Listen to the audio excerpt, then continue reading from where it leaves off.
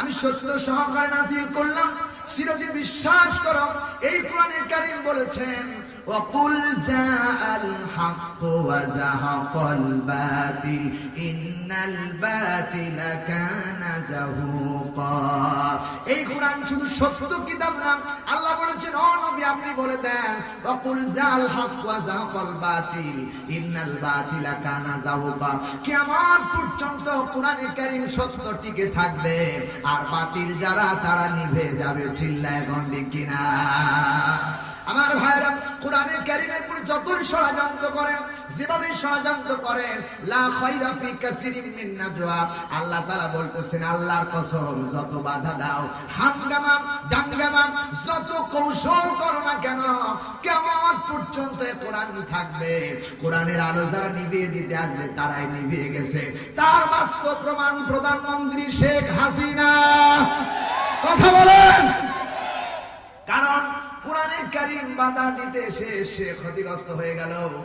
আমার বন্ধুগণ, আমার মনে পড়ে গেল সেই লোকটির কথা, আমাদের রাহবার মাওলানা দেলোয়ার হোসেন সাইদি সাহেব বলেছিলেন, আমার বন্ধুগণ সময় আসবে, এমন একটি সময় আসবে যে সময় পালানোর জন্য ইঁদুরের গর্ত পাবা না। ঠিক কিনা বলো? যারা কোরআনের ব্যাপারে, যারা আজকে কোরআনের ব্যাপারে যারা ফতোয়া দিল, কোরআনের উপরে যারা টর্চারিং করলো, কোরআনের উপরে যারা 140 জারি করলো, তাদের অবস্থা থেকে শিক্ষা গ্রহণ করা লাগবে। চিল্লায় বলো ঠিক কিনা? আমি আমার ভাষায় বলতে চাই, আমার দেশের জাতিরা, কে আওয়ামী লীগ করো, কে বিএনপি করো, কে জাতীয় পার্টি করো, কে জামাত ইসলাম করো, কে চরমনাই, কে সরসিনা, কে আটরশি, এগুলো দেখার সুযোগ নাই। যে দলই করবে না কেন, হাসিনা থেকে শিক্ষা গ্রহণ করো। আবার যদি কোরআনের বিরুদ্ধে কেউ বাধা দিতে আসে, ওর দাঁত একটাও থাকবে না। চিল্লা এখন ঠিক কিনা? এটাই কেন আল্লাহর চ্যালেঞ্জ। কার চ্যালেঞ্জ? অকুল জাল হক ওয়া যাহাকাল বাতিল ইন্নাল বাতিলা কানা যাহুকা। কোরআনের ব্যাপারে যারাই ফতোয়া দিয়েছে, যারাই এটাকে বন্ধ করতে চেয়েছে, তারাই নিষিদ্ধ হয়ে গেছে। চিল্লা এখন ঠিক কিনা? এদেশে নিষিদ্ধ করা হলো জামাত ইসলাম, কারণ জামাত ইসলামটা কোরআন ভালো বোঝে, তাই তো নাকি? জামাত ইসলাম কোরআন বোঝে কিনা? জামাত ইসলামের মতো এত সূক্ষ্ম, এত সুন্দর দল, কোরআন পড়নিওয়ালা, আল্লাহর কসম আমাদের দেশে কোনো পিশাচের দরবারেও নেই। ঠিক না ঠিক? কোরআন শরীফ বলা হয়েছে, এটাকে বলা হয়েছে এটা হলো কোরআনের নূর। এই নূরকে গোটা পৃথিবীতে ছড়িয়ে দেওয়ার জন্য বাংলাদেশ জামাত ইসলাম কাজ করে যাচ্ছেন। প্রিয় ভাই সব, আমি আমার ভাষায় বলতে চাই, আগামী নির্বাচনে কে ক্ষমতায় আসবে জানি না, তবে যারা এসে কোরআনের রাজ কায়েম করবে, তাদের ডানে বামে পিছনে প্রোটেকশন দেওয়ার জন্য, জান দেওয়ার জন্য আমরা প্রস্তুত থাকবো ইনশাআল্লাহ।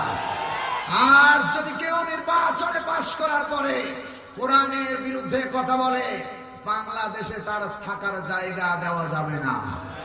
রাজি আছো? দুই হাত তুলে আরেকবার দেখাও। লিল্লাহি তাকবীর। আল কোরআনের আলো, আল হাদিসের আলো। লিল্লাহি তাকবীর। আমার বন্ধুগণ, পায়তারা চলতেছে। 5 আগস্টের পর স্বাধীন হলো, যখন এই বাংলাদেশ স্বাধীন হলো, আমরা রাস্তায় যেদিকে যাই সারি ডাকাত আর ডাকাত, যেদিকে যাই সেদিকেই ডাকাত আর ডাকাত। রাস্তায় হাঁটতে পারতেছি না।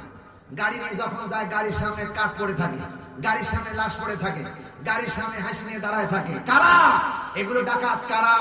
এই ডাকাতদেরকে আমি আমাদের দেশের অন্তর্বর্তী সরকারকে আজকের এই মাহফিল থেকে জানাতে চাই, এদেরকে ধরুন, আর প্রত্যেকটি এলাকায় পুলিশ, জিজিবি এবং র‍্যাব দিয়ে বাংলাদেশকে টহল দিয়ে রাখুন। এই বাংলাদেশকে স্বাধীনতা, সার্বভৌমত্ব বাংলাদেশ রক্ষা করা আমাদের দায়িত্ব। চিল্লা বলেন ঠিক কিনা? এদেশে সন্ত্রাস হবে, চাঁদাবাজ হবে, এটা আমরা চাই না। আমরা চাই সোনার বাংলা, সোনার বাংলায় গড়ে উঠবে। ঠিক না বেঠে? আজ যেদিকে যাই, গত রাতে মুফতি আমির হামজা পাবনা নাটোর রাজশাহী থেকে মাহফিল করে যখন পাবনার দিকে যাচ্ছিলেন, রাস্তার মধ্যে ডাকাত। প্রিয় ভাই সাহেব, এই সিরাজগঞ্জ রোডের কয়দিন হলো ডাকাত, আমরা রাস্তা দিয়ে হাঁটতে পারছি না। কারা এগুলো? কারা কারা করতেছেন এগুলো? নিশ্চয় কোরআনের দুশমন, ইসলামের দুশমন, নবীর দুশমন, আলেমদের দুশমন। ঠিক না ঠিক? কারণ যারা আলেমদের উপরে অত্যাচার করে, নির্যাতন করে, তারা ডাইরেক্ট আল্লাহর কোরআনের উপর অত্যাচার করে, রাসূলের উপর অত্যাচার করে। যারা কোরআনের অত্যাচার করে, রাসূলের অত্যাচার করে, নিঃসন্দেহে বুঝতে হবে উতলুম মিন বাদিকা জালিমেরা অবৈধ মায়ের অবৈধ সন্তান। ঠিক কিনা বলো? এটা কি আমার কথা? কার কথা? আল্লাহ বলছেন তারা অবৈধ মায়ের অবৈধ সন্তান। খবরদার, শান্তিতে থাকো, শান্তিতে চেষ্টা করতে দাও। প্রিয় ভাই সব উদারত আহ্বান জানাই। সুতরাং আল্লাহ তাআলা বলছে বিল হক, এই সত্যকে আমি আল্লাহ তাআলা নাজিল করেছি লিতাহকুমা বাইনান নাস বিমা আরাকাল্লাহ। কেন নাজিল করেছি? যাতে করে প্রত্যেকটি মানুষের মধ্যে সুষ্ঠু বিচার করা যায়, ন্যায় বিচার করা যায়, যাতে করে প্রত্যেকটি মানুষের সমস্ত বিষয়ের সমাধান দেওয়া যায়। এই জন্য আমি কোরআনে কারীম নাজিল করেছি। শোনো, সমাধান যদি দিতে চাও তাহলে কি করবা? বিমা আরাকাল্লাহ, আমার আল্লাহ যেভাবে বলেছেন সেভাবে সমাধান দেওয়া লাগবে। চিল্লায় বলেন ঠিক কিনা? প্রিয় ভাই সাহেব, আল্লাহ রাব্বুল আলামিন বলেছেন বান্দারে শোনো, কোন মানুষ যদি কোন মানুষের বিচার ফয়সালা করতে যায়, আর সেখানে বিচার ফয়সালা করতে গিয়ে যদি সমাধান করতে গিয়ে তোমাকে যদি বিচারক নির্ধারণ করা হয়, আল্লাহ তাআলা লকাব দিয়েছেন, আল্লাহ তাআলা আইন পাশ করে দিয়েছেন, ওয়ালা তাকুল্লিল খাইনিনা খসিমা।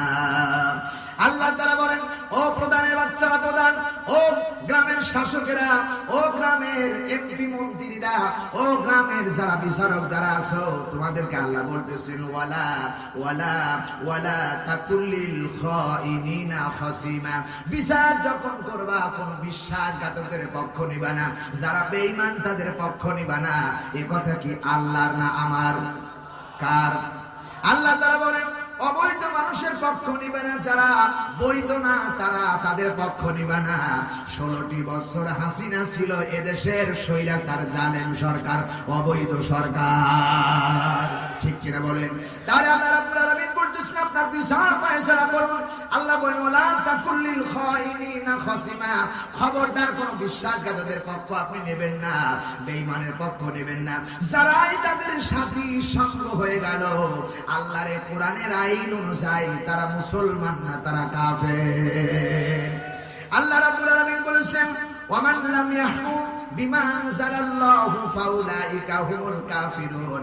যারা কোরআন দিয়ে নিজের জীবনটাকে সাজাতে পারে না, যারা কোরআন দিয়ে বিচার করে না, নিজের চরিত্রের বিচার করে না, নিজের পরিবারের বিচার করে না, রাষ্ট্রের বিচার করে না, সার্বভৌমত্বের সব বিষয়ে বিচার করলো না, আল্লাহ তাআলা বলেন আমার কোরআন ছাড়া যারাই বিচার করলো, স্বাধীনভাবে চললো নিজ ইচ্ছায়, আল্লাহ বলেন এরাই কাফের, এরাই ফাসিক, এরাই মুনাফিক। চিল্লায় গন্ডি কিনা?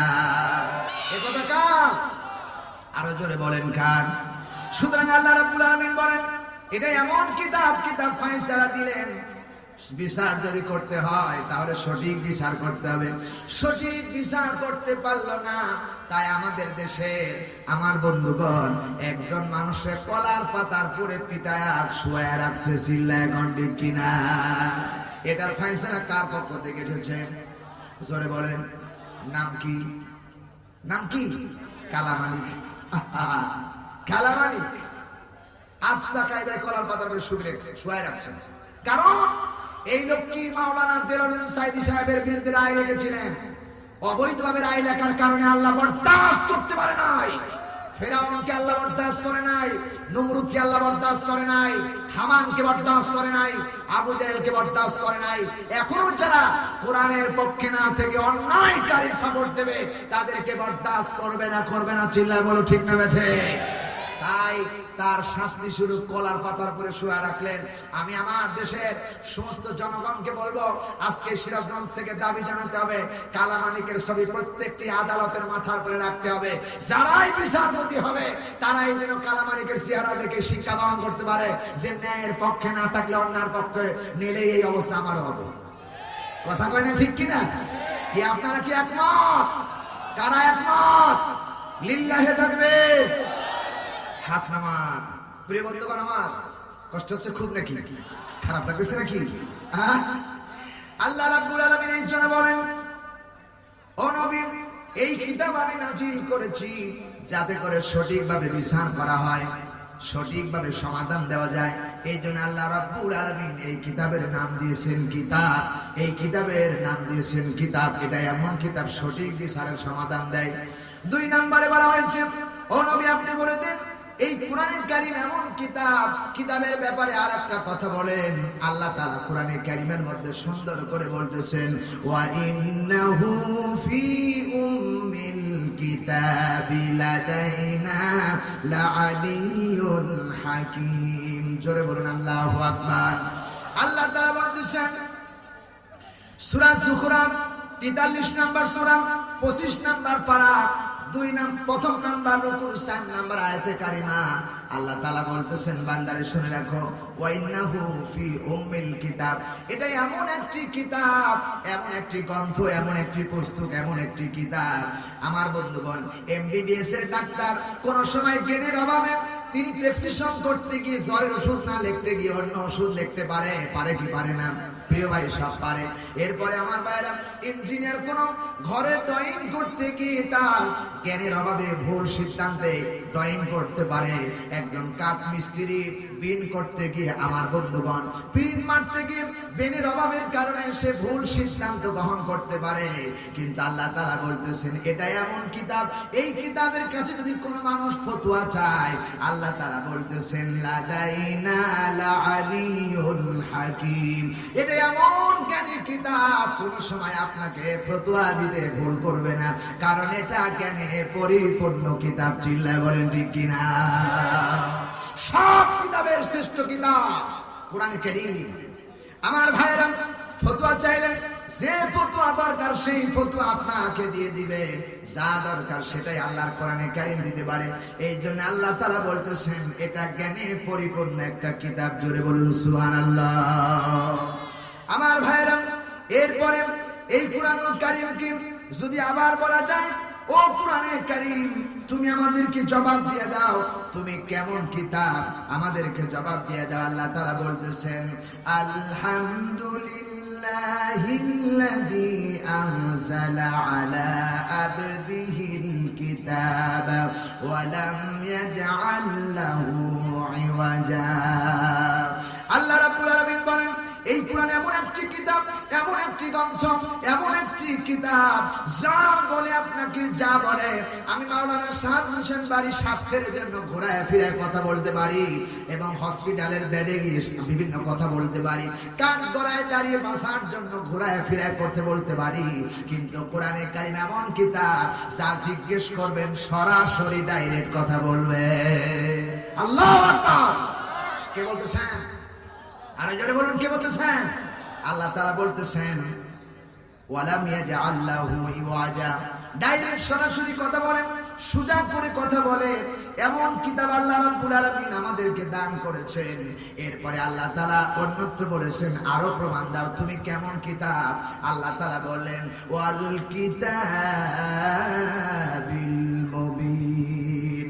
রাব্বুল আলামিন কোরআনে কারীমের সূরা দুখান ৪৪ নম্বর সূরা ২ নম্বর পারা ৩ নম্বর রুকুর আল্লাহ তাআলা ২ নম্বর আয়াতে কারীমের ভিতরে কথা বলতেছেন ওয়াল কিতাবিল মুবিন।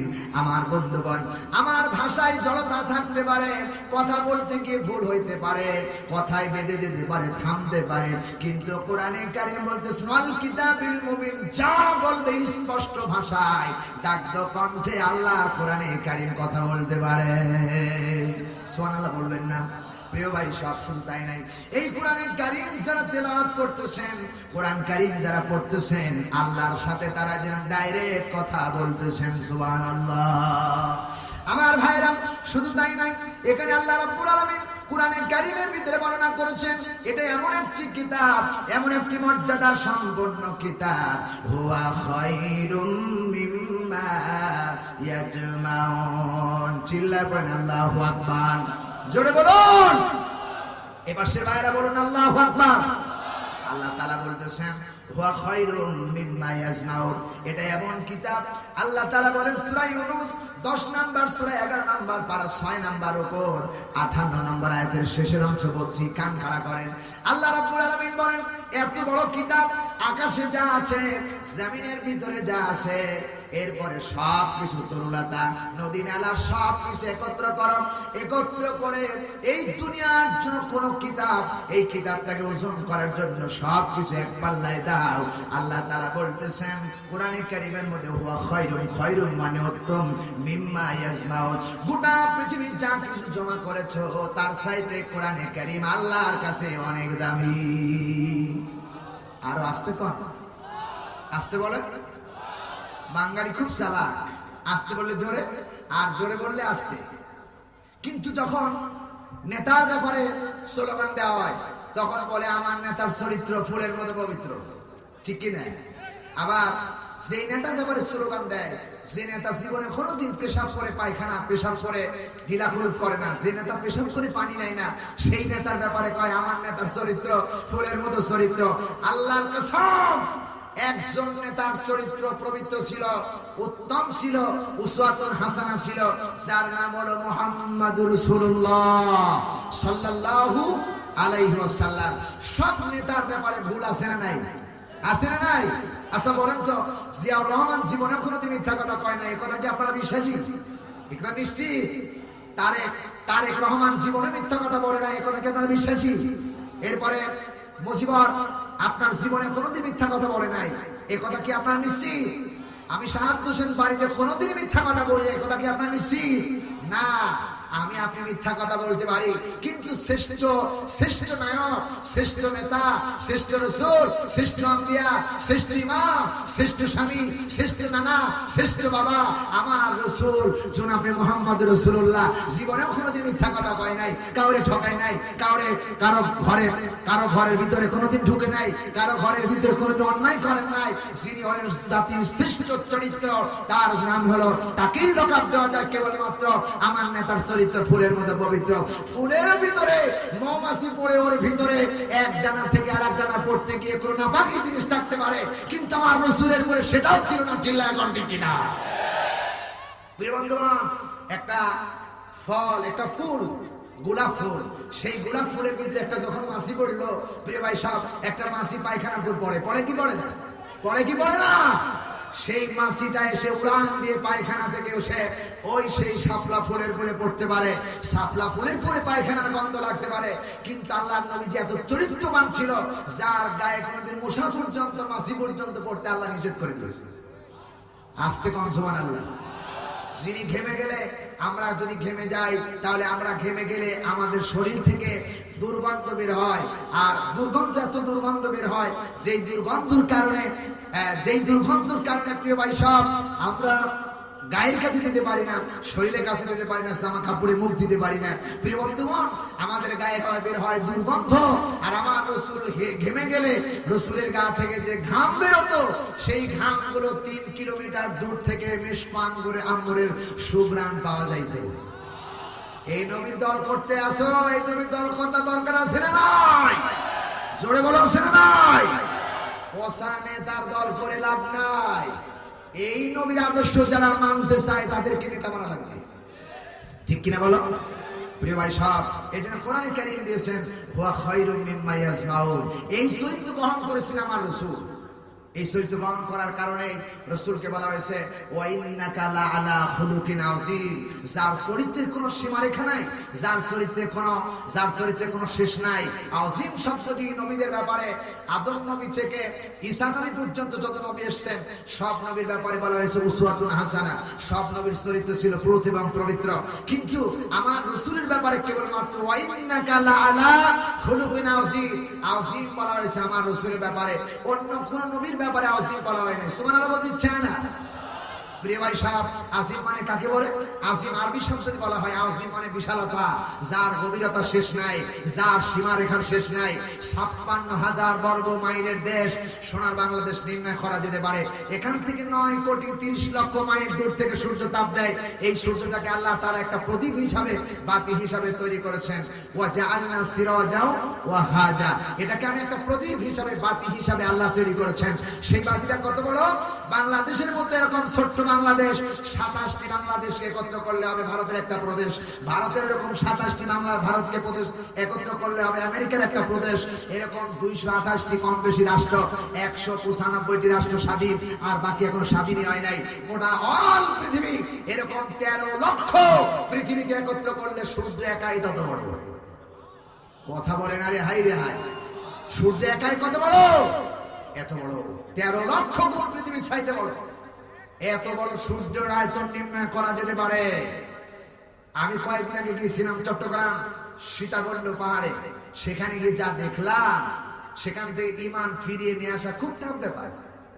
বন্ধুগণ আমার, সেখানে নারী পুরুষ অবধি মেলামেশা, আজ আমাদের দেশের অনেক মাজারে এরকম আছে যে নারী পুরুষ মেলামেশা আছে না নাই? আছে না নাই? শাহজাদপুরে আছেন, দেখবেন নারী পুরুষ মেলার একটা মাজার, ঠিক না? সেখানে নারী পুরুষ যায়, খাসি নিয়ে যায়, এরপরে তাবারক রান্না করা হয়, সেগুলো বাবার মাজারের নামে রান্না করে খাবার হয়। শিরকে আকবার, শিরকে আকবার। তওবা না করে যদি এই লোকটা মারা যায়, নিশ্চিত এই লোকটার স্থান হবে জাহান্নাম, জাহান্নাম, জাহান্নাম। চিল্লায় বলো ঠিক না বেঠিক? সীতাকুণ্ডে সেই পাহাড়টার কাছে গেলাম, আমার মতো মানুষ, আমার মতো মানুষ, আমি এখনো 2 মুনি বোঝা মাথায় নেই, 2 মুনো ধান যদি আমার মাথায় বেঁধে দেন, আল্লাহর কসম আমার ঘাড় কাঁপবে না, পাও কাঁপবে না। আমি 1 বিঘা করে জমি ধান লাগাই, 1 হাত দিয়ে, এখনো 1 বিঘা জমি একদিনে লাগাই, একদিনে সারা পুঁতি আমি ধান পরিষ্কার লাগাই। আমার প্রিয় ভাই সব কি বলে এটা আপনাদের? ধান লাগানো সেটা বলা হয়, 1 বিঘা করে ধান আমি একা লাগাতে পারি। সেই লোক কি আমার মতো মানুষ 1.5 থেকে 2 ঘন্টা সময় লাগতো এই পাহাড়ে উঠতে। সেই পাহাড়ে এত বড় পাহাড় আল্লাহ তাআলা তৈরি করেছেন, সেই পাহাড়ের আয়তন কত বড় সেটা নির্ণয় করা যেতে পারে। আটলান্টিক মহাসাগরের মধ্যে কত পানি আছে সেটা নির্ণয় করা যেতে পারে। ওয়া ইন্নাকা লাআলা খুলুকিন আযীম, আমার নবীর চরিত্র কত বড় এটা নির্ণয় করার জন্য কোন ফিতা বা কোন যন্ত্র আজও কেউ আবিষ্কার করতে পারে নাই, কিয়ামত পর্যন্ত পারবে নাই। এই ছিল আমার রাসূল। সুবহানাল্লাহ, আরো জোরে বলেন। পৃথিবীর ইতিহাসে কোন নজির নাই। চাঁদকে দ্বিখণ্ডিত করেছেন, কিন্তু আমার রাসূল আকাশের দিকে এরকম করে চাঁদের দিকে হাত ইশারা করলেন, চাঁদ দ্বিখণ্ডিত হয়ে আমার রাসূলের হাতে ধরা দিলেন। কোন মনে এসেছেন পাহাড়ের উপর পড়েছেন, সেই পাহাড়ে এখন ফেটে আছে, দেখা যায় মক্কা মদিনায়, সেখানে গেলে দেখা যায়। প্রিয় ভাই সব, আমার রাসূলকে এত মর্যাদা দেওয়া হয়েছে, এত সম্মান দেওয়া হয়েছে। সেই নবীকে বলা হয়েছে, ও নবী ওয়া ইন্নাকা লাআলা খুলুকিন আযীম, আপনার চরিত্র হলো বিশাল চরিত্রের আধার। আপনার মতো চরিত্রবান এত বড় মানুষ আর পৃথিবীতে হতে পারে না, আসবে না। সুতরাং এই নবীর আদর্শ যারা গ্রহণ করেছে তাদেরকে আগামী নির্বাচনে পার্লামেন্টে দেওয়া লাগবে। যদি দিতে হয়, জান দিতে হয়, প্রাণ দিতে হয়, স্ত্রীকে বিধবা করতে হয়, কোরআনের পক্ষে রায় দিতে কারা রাজি আছো? 2 হাত তুলে আল্লাহরে দেখাও। লিল্লাহি তাকবীর। আল কোরআনের আলো, আল হাদিসের আলো। হাত নামান। কারণ স্বাধীনতার পর থেকে অনেক দেখেছি, আর দেখতে চাই না। আর একটা বার দেখতে চাই আল্লাহর কোরআন দিয়ে দেশ চললে কেমন দেখা যায়, ঠিক কিনা বলো? এই কোরআন দিয়ে দেশ চললে কেমন দেখা যায়? কোরআন দিয়ে যদি দেশ চলে, আল্লাহর কসম এদেশে অবশ্যই শান্তি ফিরে আসবে। যার চরিত্র দেখিয়ে গেছেন রাসূল পাক সাল্লাল্লাহু আলাইহি ওয়াসাল্লাম, যিনি কোরআনের রাজ কায়েম করে মক্কা মদিনার শান্তি আর শান্তি রেখে গেছেন, সেই শান্তি এখনো পর্যন্ত মদিনায় মক্কায় বিরাজমান করতেছে। তবে ইদানিং কিছু ফাজলামি চলতেছে, চিল্লা এখন ঠিক না ঠিক? প্রিয় ভাই সব, যারা এই ফাজলামি করবে তারাই অচিরে ধরা খাবে, এতে কোনো সন্দেহ নেই। সুতরাং আল্লাহ তাআলা বলতেছেন, ওয়া খায়রুম মিম্মা ইয়াসমাউন, গোটা পৃথিবীর সমস্ত কিছু বিক্রয় করলে কোরআনের একটা মাখরাজের দাম হবে না। এই কোরআন যদি পার্লামেন্টে থাকে, অবশ্যই আমাদের কল্যাণ হবেই হবে। চিল্লা বলেন ঠিক কিনা? এই কোরআনের একজন সিপাহী সালাম, যার নাম ছিল মাওলানা দিলওয়ার হোসেন সাইদি সাহেব, যিনি আজকে কোরআনের মাহফিলে তাফসীর মাহফিল দেওয়া হয়েছে। তাফসীর মাহফিল বাংলাদেশে ছিল না। এই তাফসীর মাহফিল কেবলমাত্র উদ্বোধন করেছেন, জন্ম দিয়েছেন কেবলমাত্র মাওলানা দেলোয়ার হোসেন সাইদি সাহেব। তাফসীর নামে নাম দিয়েছেন চট্টগ্রাম, এরপরে কক্সবাজার, এদিকে তাফসীর মাহফিল যখন হতো, এই তাফসীর মাহফিলে কোরআনের কথা বলা হতো। এই তাফসীর মাহফিলে কোরআনের কথা বলার কারণে আমার বন্ধুগণ, এই লোকটিকে জনগণ যখন ভালোবাসলো, ফিরোজপুরে যখন এক আসনে তিনি এমপি প্রার্থী হয়ে যখন দাঁড়ায় গেল, হিন্দুরা চিন্তা করলেন এত ভালো মানুষকে ছাড়া আর অন্য কাউরে ভোট দেওয়া যায় না। লোকটিকে ভোট দিলেন, পার্লামেন্টে চলে গেলেন। যেদিন পার্লামেন্টে আমার বন্ধুগণ সর্বপ্রথম প্রবেশ করলেন, একজন আলেম মানুষ কি শিক্ষা দিলেন, যিনি যখন পার্লামেন্টে ঢুকলেন, ওই সময় স্পিকার বসা, স্পিকারের সামনে আগে যতগুলো এমপি মন্ত্রীরা ঢুকেছে সবাই মাথা নত করে ঢুকেছেন। আর মাওলানা দেলোয়ার হোসেন সাইদি সাহেব কেবলমাত্র মাথা উঁচু করে যখন ঢুকলেন, স্পিকার সাহেব বললেন, হুজুর আপনি কেন জাতির সামনে, স্পিকারের সামনে মাথা নত করলেন না? আল্লাহ এই গোলাম কোরআনের পাখি তিনি উদ্যুদ্ধ কণ্ঠে বলেছিলেন, আল্লাহর ছাড়া অন্য কারো জাতির কাছে মাথা নত করা যায় না। সেদিন থেকে পাশ হয়ে গেল, পার্লামেন্টে যারা আসবে আর মাথা নত করে ঢোকা যাবে না। মাথা আল্লাহ রাব্বুল আলামিন বলেছেন, যালিকাল কিতাবু লা রাইবা ফীহি হুদাল লিল মুত্তাকিন। জোরে বলুন আল্লাহু আকবার। আল্লাহ রাব্বুল আলামিন তিনার ভাষায়, স্পষ্ট ভাষায় ১৫০০ বছর আগে কোরআনে কারীমের সূরা বাকারার ভিতরে আল্লাহ তাআলা ডাক দিয়ে বললেন, বান্দাগুলি শোনো, যালিকাল কিতাব, এটা এমন একটি কিতাব, লা রাইবা ফি, যার ভিতরে কোনো সন্দেহ নাই, যার ভিতরে কোনো ভেজাল নাই। কিয়ামত পর্যন্ত এই কোরআন পৃথিবীতে থাকবে, একটা মাখরাজের নুকতার পরিবর্তন কেউ করতে পারে নাই, কেউ পারবে না। এটার নাম কোরআন। ঠিক কিনা বলেন? আমার ভাইরা, সেই কোরআনে কারীমের ভিতরে আল্লাহ রাব্বুল আলামিন অসংখ্য আয়াতে কারিমা দিয়েছেন। ৬৬৬৬টা আয়াতে কারিমা আল্লাহ নাযিল করেছেন। বর্তমান সমাজে কোরআনের ভিতরে আছে ৬২৩৬টি আয়াত আল্লাহ তাআলা ওপেন রেখেছেন।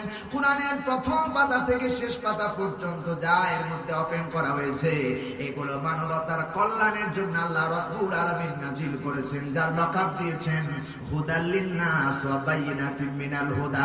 এই পৃথিবীতে আদম নবী থেকে কিয়ামত পর্যন্ত, রাসূলুল্লাহ থেকে শেষ পর্যন্ত কিয়ামত পর্যন্ত যত মানুষ আসবে, যত আইন লাগবে, যত নিয়ম পদ্ধতি লাগবে, যত কানুন লাগবে, সব এই ৩০ পারা কোরআনে কারীমের মধ্যে আল্লাহ রাব্বুল আলামিন দিয়েছেন। ঠিক কিনা বলেন? জোরে বলেন ঠিক কিনা? এই কোরআনে কারীমে আল্লাহ রাব্বুল আলামিন শুধু কোরআন নাম দেন নাই। আল্লাহ রাব্বুল আলামিন এই কোরআনে কারীমের একটা নয়, দুইটা নয়, আমার জানা মতে ৯৪টা নাম আল্লাহ রাব্বুল আলামিন এই কিতাবে দিয়েছেন। এই কিতাবের একটা নাম হলো কোরআন। চিল্লায় বল ঠিক কিনা? এই কোরআনের আরেকটা নাম হলো কারীম। এই কিতাবের আরেকটা নাম হলো নূর। এই কিতাবের আরেকটা নাম হলো হুদা। এই কোরআনের আরেকটা নাম হলো শিফা। এই কোরআনের আরেকটা নাম হলো কিতাব। এই কোরআনের নাম আরেকটা নাম হলো ফুরকান। এই কিতাবের আরেকটা নাম হলো নূর। এরকম করে আল্লাহ রাব্বুল আলামিন একটা নয়, দুইটা নয়, ৯৪টা নাম আল্লাহ তাআলা এই কোরআনে কারীমের দিয়েছে। চিল্লায় বলা লাগবে আল্লাহু আকবার। আরে জোরে বলুন। তাহলে কিতাব বলতেছেন, এটা এমন একটি কিতাব আল্লাহ রাব্বুল আলামিন কোরআনুল কারীম বলো, তোমার এই কিতাব নাম দিল, তোমার ব্যাপারে তুমি ফতোয়া দিয়ে দাও, বলো তুমি কেমন কিতাব আমারে বলো। আল্লাহ তাআলা বলতেছেন, ইন্না আনজালনা ইলাইকাল কিতাবা বিল হাক্কি লিতাহকুমা বাইনান নাসি বিমা আরাকাল্লাহ। চিল্লায় বলেন আল্লাহু আকবার।